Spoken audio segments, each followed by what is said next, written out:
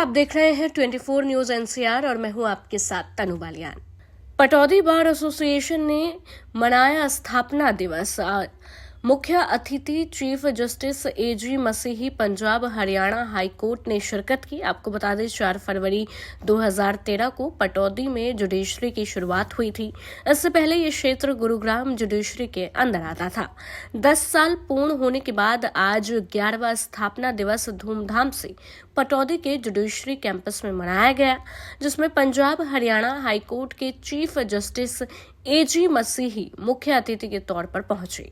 Pataudi judiciary complex अधिवक्ताओं को संबोधित करते हुए चीफ जस्टिस एजी मसीही ने कहा, 10 वर्ष में एक वकील अपने पैरों पर खड़ा होता है। अब आगे बढ़ने का वक्त आया है। हमने जो सीखा है उसे अब अमल में लाने की जरूरत है। उन्होंने कहा कि अधिकारों के लिए तो सभी अपनी मांग उठाते आए हैं, लेकिन संविधान में मौलिक कर्तव्यों के बारे में भी सोचना होगा। हम बहुत खुश हो रहे थे कि 10 साल हमारे पूरे हो गए। इसकी स्थापना के बाद वी हैड वो आपका फाउंडेशन स्टोन ले किया गया। और क्या ये 10 साल ही बहुत हैं?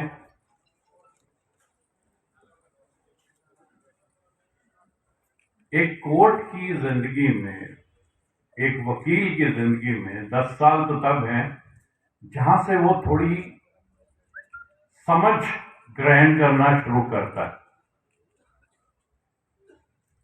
अब तो हम यूं कहिए कि वकालत में जो उस वक्त शुरुआत में आए थे, अपने पैरों पे खड़े हुए हैं। और फॉर्चुनेटली हमारे पास कोर्ट कॉम्प्लेक्स भी आ गया। अब हमारा वक्त है आगे बढ़ने का। पहले हमारा स्टेज था जब हम जवान हो रहे थे, बढ़ रहे थे, वी वर ग्रोइंग। अब हम उस स्टेज पे आ गए जहां पे हमने जो कुछ अब तक सीखा है, जो कुछ अभी जाना है हमने, उसको अमल में ला सके, उसको इस्तेमाल कर सके। जब हम उसको इस्तेमाल करना शुरू करते हैं तो आपको एक्सपीरियंसेस होने लगते हैं कि कौन सी चीज ठीक है, कौन सी गलत है। और फिर आप सोचते हैं कि उसको इंप्रूव कैसे करें। मैं ये चाहता हूं कि आप अब सोचना शुरू करें कि आप आगे बेहतर कैसे बन सकते हैं। 10 साल के बाद खुश होकर रहना बहुत अच्छी बात है। जब आप जिंदगी में आगे बढ़ते हैं तो हर पड़ाव पे पहुंच के, और खासतौर पे दशक के बाद, आदमी को अच्छा लगता है, चाहे वो उम्र के पड़ाव हों, ऐसे ही हमारे कोर्ट के भी पड़ाव होते हैं। और मौका जिंदगी हमें इसलिए देती है कि हम उससे जब आगे बढ़ें तो उससे बेहतर वकील बन सकें, उससे बेहतर जज बन सकें और उससे बेहतर इंसान बन सकें। हम वकील आमतौर पे, क्योंकि मैं हमेशा से वकील था, अंदर अभी भी वकील है, वो बहुत कम ही है कि वो निकलता है। बेशक 14.5-15 साल होने लगे हैं जज बने हुए भी।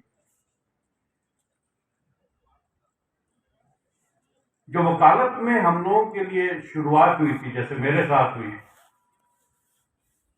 मेरे पेरेंट्स मुझे नहीं चाहते थे कि मैं वकील बनूं, तो उसके पीछे उनकी वजह थी कि वकील झूठ बोलते हैं। कॉन्सेप्ट जो है वकालत का, वो नेगेटिविटी से स्टार्ट होता है। और कोर्ट के पास आने से पहले लोग सोचते हैं कि जाएं या ना जाएं,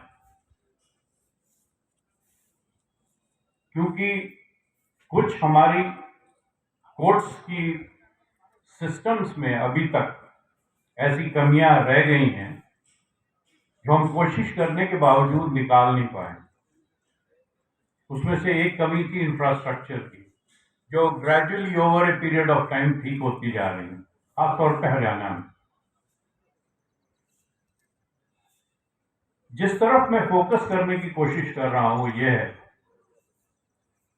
कि जब हमें इंफ्रास्ट्रक्चर मिला, जब आपने चेंबर्स की बात करी जैसे जनरली करते हैं, बहुत अच्छा है, ये सब होना चाहिए, पर उसका सही इस्तेमाल होना जरूरी और ऑप्टिमम, यानी जिस चीज के लिए वो बना है, ना सिर्फ उसी चीज के लिए बल्कि जिस लेवल तक उसको इस्तेमाल करना चाहिए, ऑप्टिमम यूटिलिटी उसकी होनी चाहिए। ये तो रही इंफ्रास्ट्रक्चर की बात।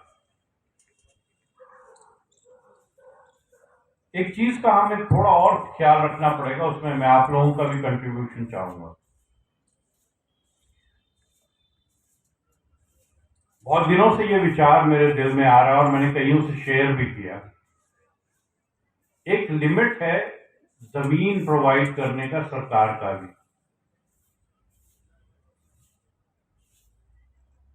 क्या ये पॉसिबल है कि हर जगह, अब जैसे गुड़गांव में ही देखिए, गुरुग्राम में इतनी उन्होंने जगह हमें दी है, फ्लैट हम अल्टीमेटली चेंबर्स भी प्रोवाइड कर देंगे। क्या जिस जगह पे गुरुग्राम में वो बनी है, क्या वो प्रोवाइड कर पाएंगे एडिशनल चेंबर्स के लिए जो एक इनिशियल ब्लॉक देने के बाद?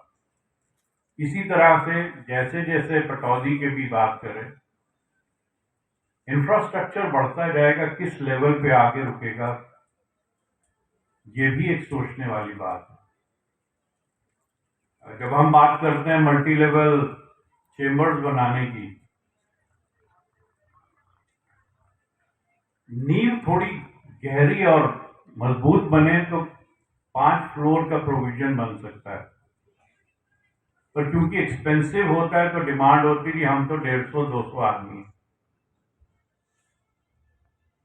हम दूर तक सोचते ही नहीं, अपनी जरूरत तक लिमिट रखते हैं अपनी। वक्त अब ऐसा है जब हमें दूर का सोचना है। अगर आप सोचते हैं कि आपने आगे बढ़ना है तो फ्यूचर जनरेशंस के लिए भी हम सोचना शुरू करें। आप कह सकते हैं कि मुझे इतने साल हो गए वकालत में पहले, फिर उसके बाद जुडिशरी में, तो अब आप ये बात कर रहे हैं, पर हकीकत ये है कि अब हमें out of the box thinking जिसको कहते हैं वो करना पड़ेगा। Traditional ways of doing things probably may not work.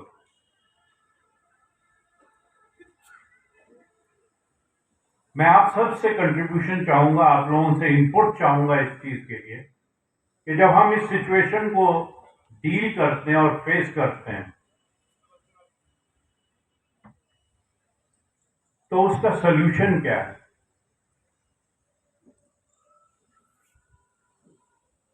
जरा सोचिए, हम पिछले 70 सालों से राइट्स क्लेम करते रहे हैं, है नहीं? आप जजमेंट्स देखिए, सारी राइट्स पे ही हैं, सुप्रीम कोर्ट की, हाई कोर्ट की।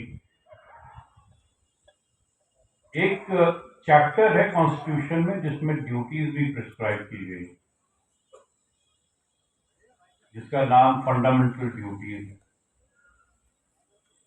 कभी हमने उसको खोल के देखा? कभी उस पर ध्यान दिया? नहीं। मैं ये नहीं कह रहा हूं कि आपके हक नहीं होने चाहिए और आपको हक एक्सरसाइज नहीं करने चाहिए, राइट्स एक्सरसाइज नहीं करने चाहिए। अगर आपके साथ गलत होता है, आपका हक छीना जाता है, उसी के लिए कोर्ट्स हैं। पर एक मोरल ड्यूटी और रिस्पॉन्सिबिलिटी भी है हमारे ऊपर कि हम अपनी जिम्मेवारियों को भी पूरा करें। हक तो हमें सब चाहिए, पर जो हमारी ड्यूटीज और रिस्पॉन्सिबिलिटीज हैं उसकी तरफ हम ध्यान नहीं देते। Let us now think of not merely demanding something, but when we demand something, let there be a solution also suggested along with that. हम सिर्फ डिमांड ना रखें, साथ में ये बताएं कि ये कैसे हो सकता है। मुश्किल हमारे साथ क्या है, हम हर डिमांड सामने रख देते हैं, पर सॉल्यूशन के लिए कहते हैं सरकार करे। Is it possible for the government to do everything? No. And this is what I am requesting you. जब एडवोकेट्स के तौर पे बात करते हैं हम, आप लोग बुद्धिजीव हैं, आप लोग पढ़े लोग, लिखे लोग हैं, जो विचारधारा को बदलते हैं और बनाते हैं, परसेप्शंस को भी बनाते हैं। मैं आपसे ये रिक्वेस्ट करना चाहता हूं इस वक्त खड़ा होकर कि जब भी आपको कोई मुश्किल नजर आती है, जब आपको कोई परेशानी है या आपको लगता है कोई तकलीफ है या कुछ ऐसी चीज आने वाली है जो आप फेस करेंगे जो आज के हालात के हिसाब से नहीं थी, तो मैं आपसे रिक्वेस्ट करूंगा कि साथ में सजेस्ट करें कि उस प्रॉब्लम का सॉल्यूशन क्या है। Let's change our thinking now. From now onwards, कि हम सिर्फ डिमांड करने वाले ना होके उसके सॉल्यूशंस को निकालने वाले हों और सजेस्ट करने वाले हों। आप ये मत सोचिएगा कि मैंने मना कर दिया किसी चीज के लिए। There is nothing like that. I am only wanting कि आप उस प्रॉब्लम को विजुलाइज करके मुझे उसका सजेशन सजेस्ट करें। पुरानी कहावत है और हमें इस जिम्मेदारी को पूरा करना होगा। उन्होंने कहा कि डिमांड के साथ साथ समाधान भी निकालना होगा। अधिवक्ताओं को संबोधित करते हुए उन्होंने कहा कि पटौदी शहर नवाबों का शहर है, लेकिन अब समय बदल गया है, हमें अपनी सोच भी बदलनी होगी।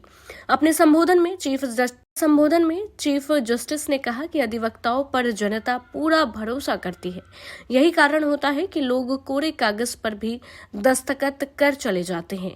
आप लोगों से एक ही निवेदन है कि उनके भरोसे को ना तोड़े, कोई गलत कार्य ना करे, अपना काम ईमानदारी से करे।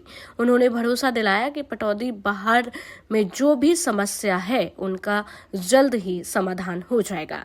ये थी पटौदी से राधे पंडित के साथ रफीक खान की रिपोर्ट। ऐसे ही खबरों को देखने के लिए आप हमारे चैनल को सब्सक्राइब कर लें, हमारी खबरों को ज्यादा से ज्यादा शेयर जरूर करें और हर एक लेटेस्ट अपडेट के लिए बेल आइकन जरूर दबा लें।